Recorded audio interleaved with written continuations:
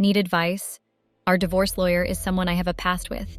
Now I'm in big trouble. Hey guys, it's my first time here on Reddit, and I'm here because I want to share a story with everyone.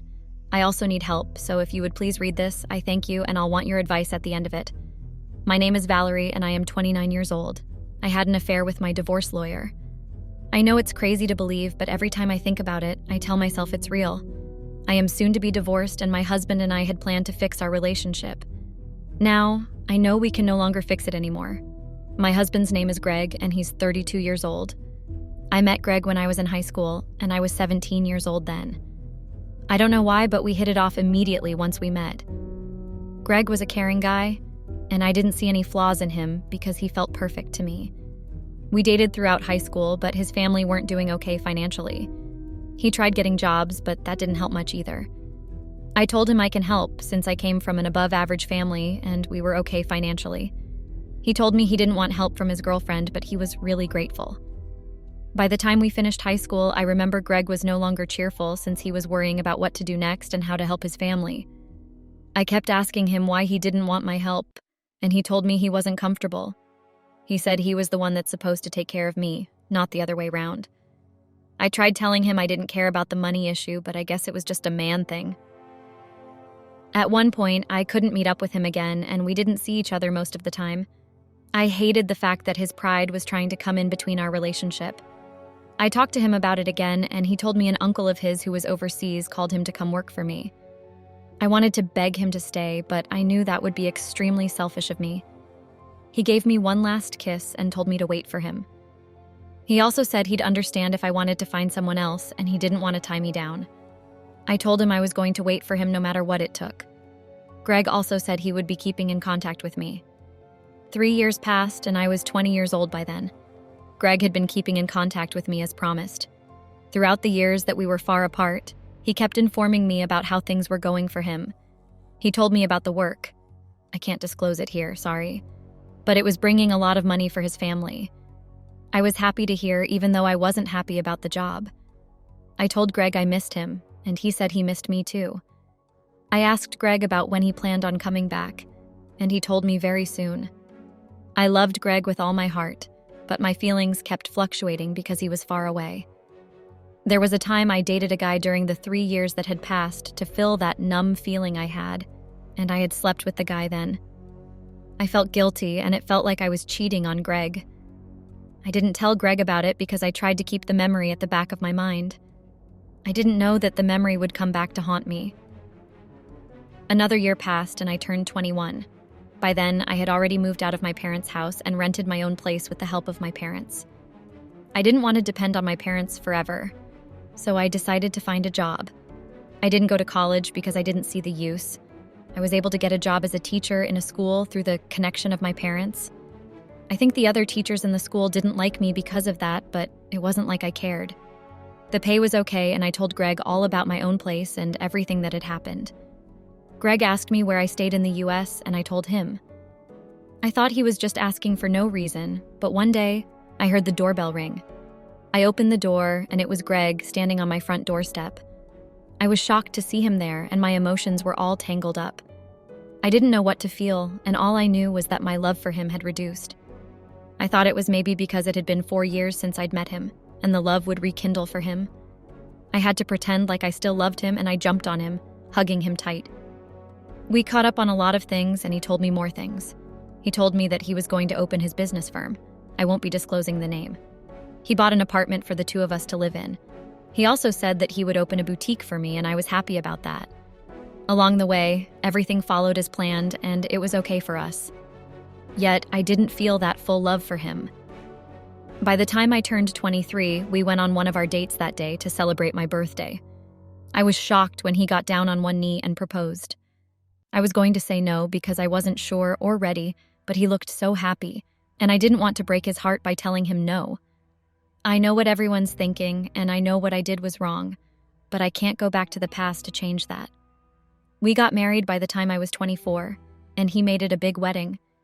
He invited all our family members and friends. I didn't want a big party, but he was so excited throughout as we were planning it. We got married and everything worked out well. I gave birth to a baby boy and we named him after his grandfather, Jonah. Our family came around and we celebrated. My boutique business was booming and I had a lot of customers.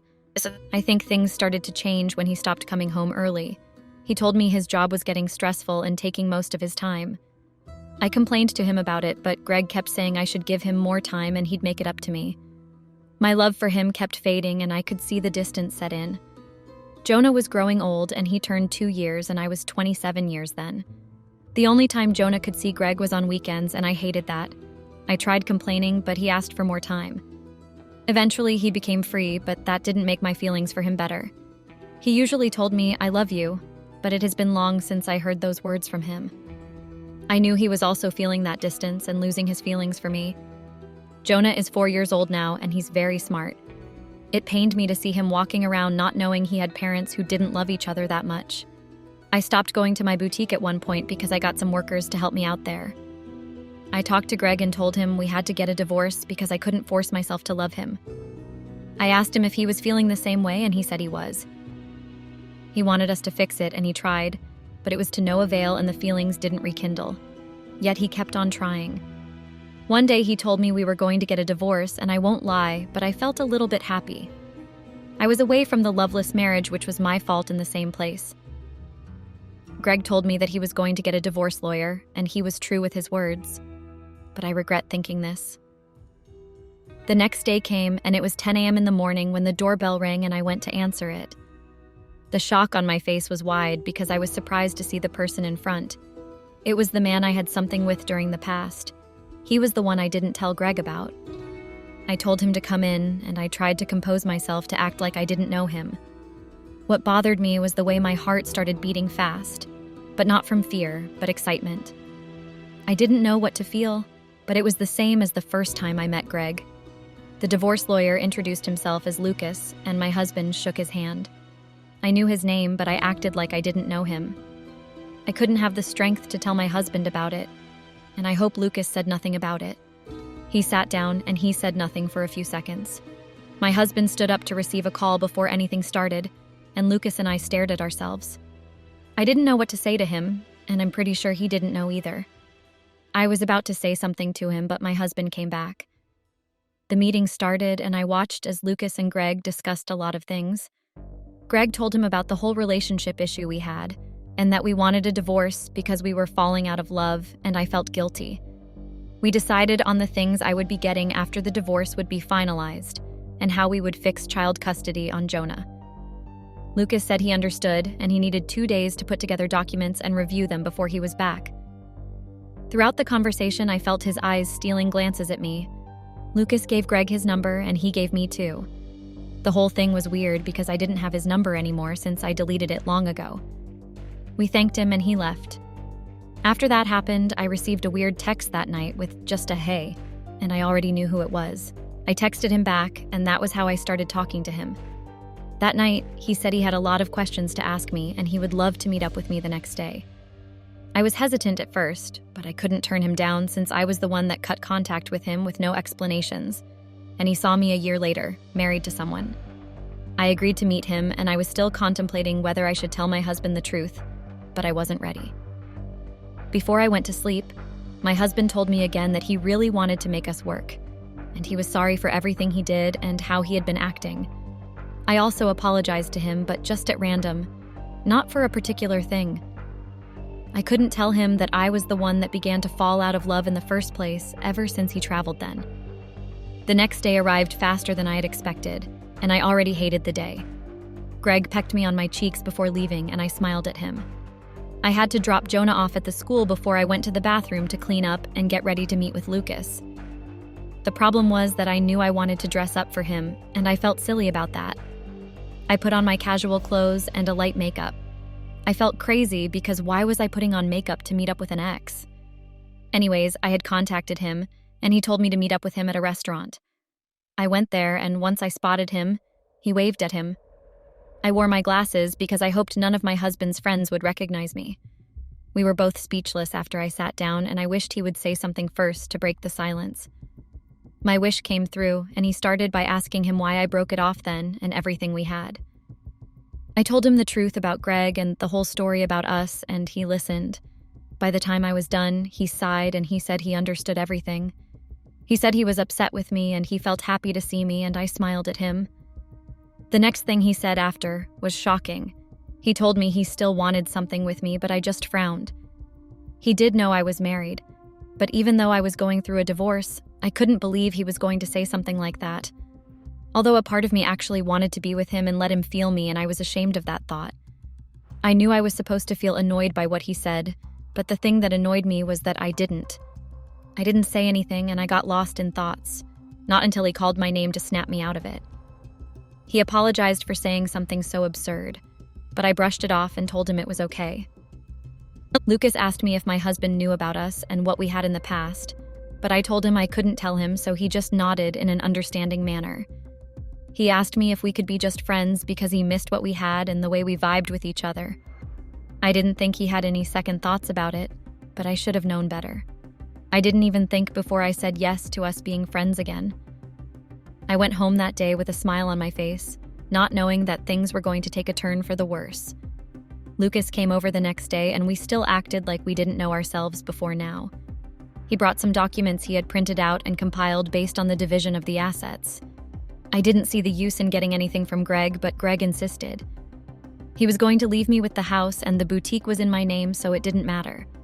I also read through some documents and it mentioned that Greg wanted to leave me with a huge amount of cash.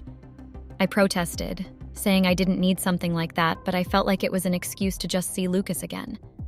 Lucas said he would come over again in some days with the finalized papers which Greg and I will have to sign. I was sad but happy at the same time, and I don't know if that makes sense. Lucas kept contacting me at night and we texted talking about random things. I had taken Jonah to school that day and got back home. I was bored and didn't know what to do. It was like Lucas read my mind from anywhere he was, and I heard the doorbell ring. I opened the door to see Lucas standing in my front with his usual suit and the bag he carried. I wasn't expecting him, so it was awkward. He explained that he called Greg and informed him that he was coming, but Greg said he was at work, but he should show me the documents so I could agree on them. I told Lucas to come in and he sat down.